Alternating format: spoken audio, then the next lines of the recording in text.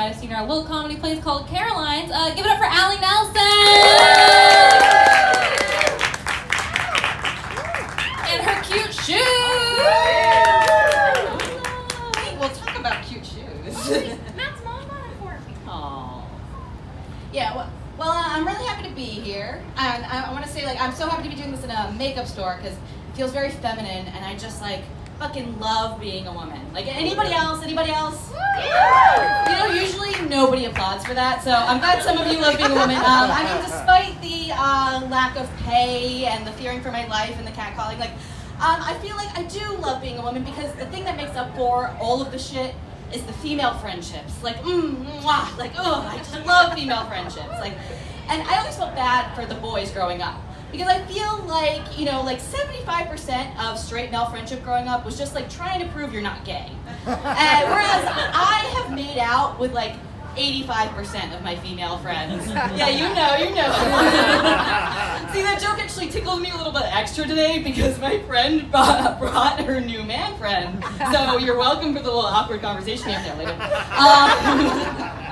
So it's summer, in case you didn't know.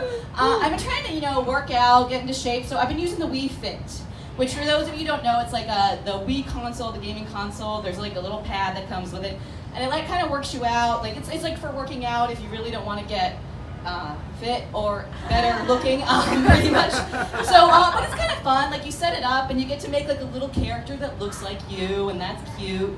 But then you have to enter in your vital statistics, and it takes all the extra weight that you might have on your body and puts it on its body, and it makes you watch. And that was less fun. I was kind of like watching my life after college, only in fast motion. But you know, I got really into it. I was doing it for a while, and then work got really busy, so I missed it for a couple weeks. I was really excited to get back into it until I set it up, turned it on, and I got the following message.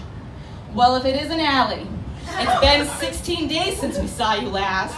Complete with like my little mini character like shaking her fucking head at me.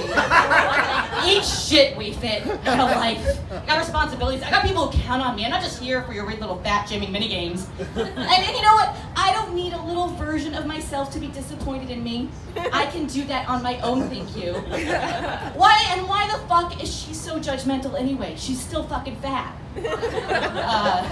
So I quit Wii Fit. But I've been doing like a lot of those like little like boutique fitness classes around the city.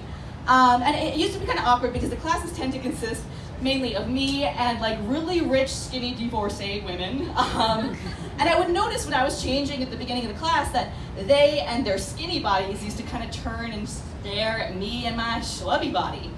And at first it was making me really self-conscious. But then I thought, you know what? Fuck them. Back in the day, motherfuckers used to paint bitches like me. That's right. You won't find a size 2 in a Botticelli painting, so they can really just fucking eat me. Let me see what else I want to talk about. So I heard a story about my friend the other day that I'm going to share with you guys. So he was dating a girl, and somehow they ended up talking about gorillas, and so he did a gorilla impression for her.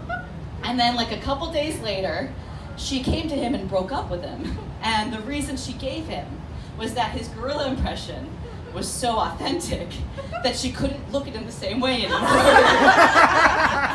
I know what you're thinking, that's probably just a bullshit excuse she gave him, but I don't want to live like that. I want to live in a world where this guy did an impression of a gorilla that was so fucking good that it ruined his fucking life. Like, well, the funnier thing to me is that he's married now with a kid, so like real strong commitment there, but like, he still has never done the gorilla impression for his wife. Like, that to me is the greatest definition of a gift and a curse.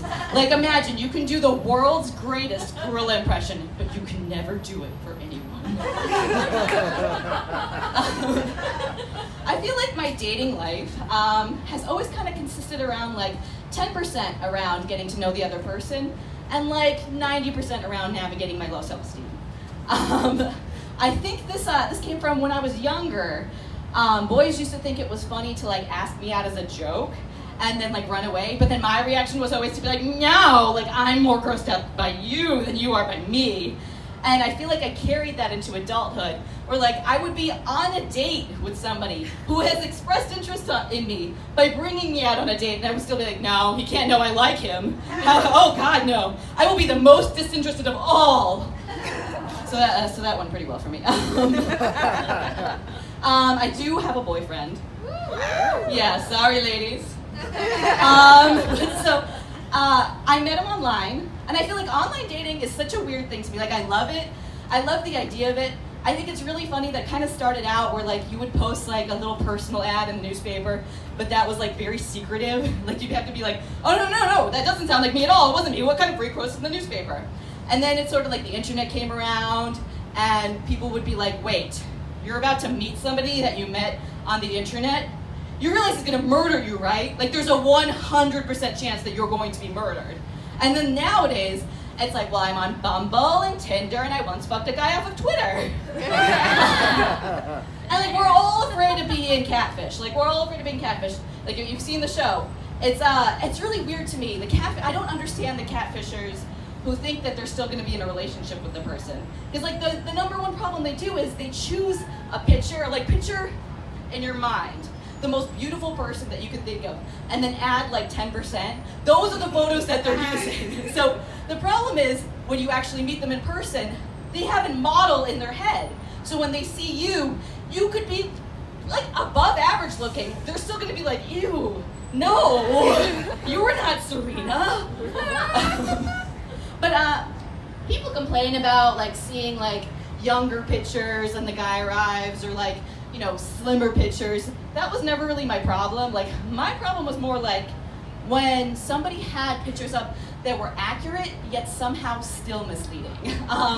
Like this one time I met up with a guy that I've been talking to for a while, and when he showed up he was like a miniaturized version of what I've been picturing. And I don't know how he did it. I really don't. I don't know if he is a master of perspectives, or if he knows where there happen to be a lot of exceptionally short trees. But we sort of like exchanged a glance of like, yeah, this would be mutually unsatisfying. And I was thinking about it later, and I was like, how could he have made his profile more accurate? Like, I don't think he could.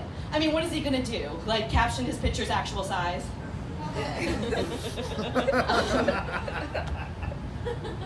So, you know what I don't get? I don't get people who are named Richard who choose to be called Dick.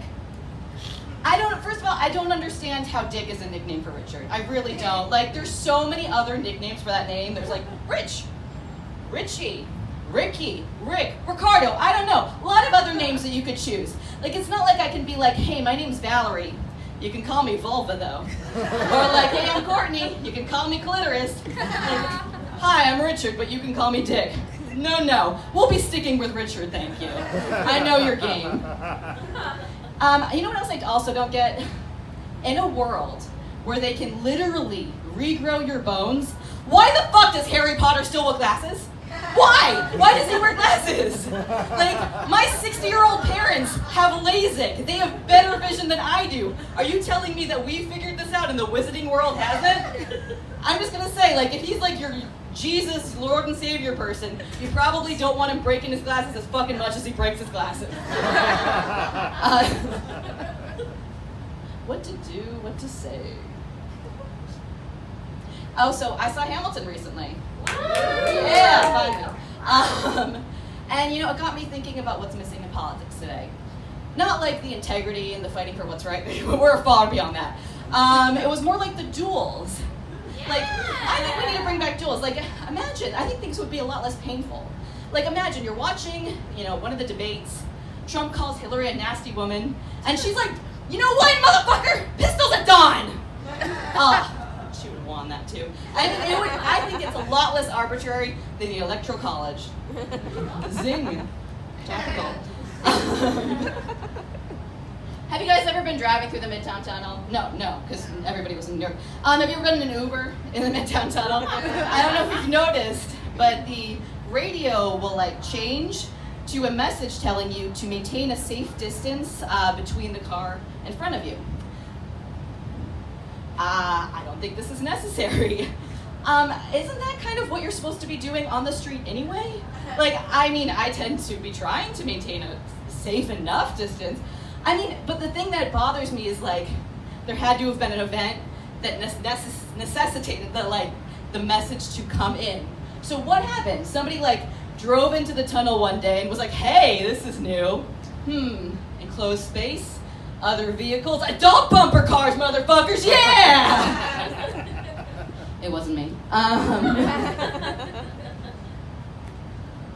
Have you guys ever wanted to, all at once, feel the hatred of 1,000 strangers? Yeah. Try sneezing on the subway. It's an involuntary bodily function, but people will look at you like you are fucking patient zero of the zombie apocalypse. I got, God bless you. That'd be nice. You know what I really hate? I hate when you are walking down the street and like a cute little dog comes up to you and you're like, oh, hey puppy, like hey. And then you look up and the owner's giving you the stank eye. Hey lady, your dog came onto me. So I'm gonna share with you a weird habit.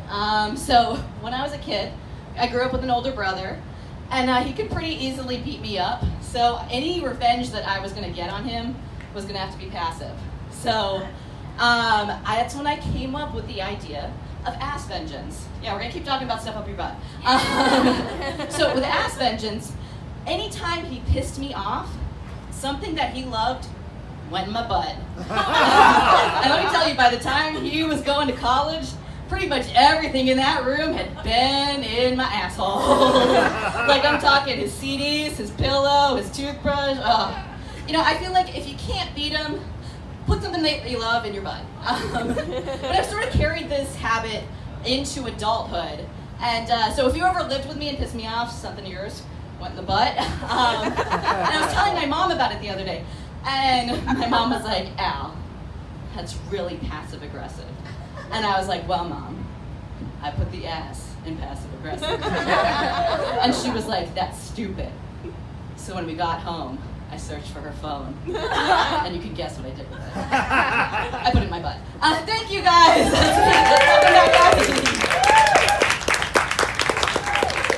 Keep it going for Allie Nelson. Do not ever say anything mean to her.